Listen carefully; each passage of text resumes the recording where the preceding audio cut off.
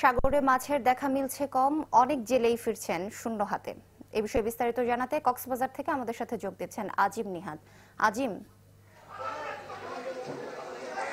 শৈলী গত 2 মাস ধরে জেলেরা আমাদেরকে যেটি বলছেন যে তারা আসলে সাগরে যেই আশায় যান সেটি অনেকটাই হতাশ হয়ে তারা ফিরে আসেন। আজকে সকালেও কক্সবাজার যেই ফিশারি ঘাট রয়েছে অর্থাৎ মৎস্য অবতরণ কেন্দ্র, সেই কেন্দ্রের চিত্র আমরা দেখেছি। সেখানে যেটি দেখা গেছে যে কিছু অল্প করে কয়েকটি কিছু কিছু ট্রলারে চিংড়ি মাছ ধরা পড়েছে, বাকি যে ইলিশ এবং অন্যান্য মাছগুলোর যে আশায় তারা যান সেটি আসলে না পেয়ে হতাশ হয়ে ফিরে আসেন। ইতিমধ্যে আপনি যদি একটু লক্ষ্য করেন যে এখানে অন্তত কয়েকশো ট্রলার ভিড় করে রাখা হয়েছে, যেই ট্রলারগুলো এই সময়ে মাছ ধরার জন্য মধ্যসাগরে অথবা বঙ্গোপসাগরে অপেক্ষা করার কথা ছিল, সেটি তারা না গিয়ে মাছ ধরা না পড়ার কারণে তারা আসলে কুলে অপেক্ষা করছে।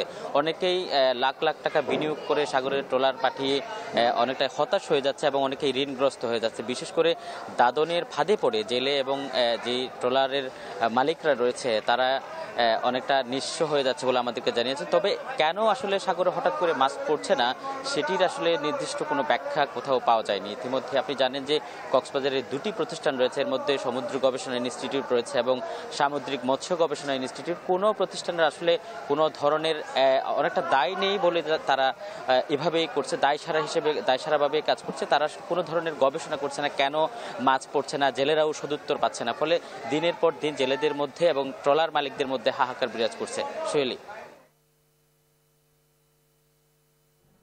আজিম, ধন্যবাদ আপনাকে। দর্শক, সাগরে মাছের দেখা মিলছে কম এবং সেই বিষয়ে বিস্তারিত জানাচ্ছিলেন সহকর্মী আজিম নিহাদ।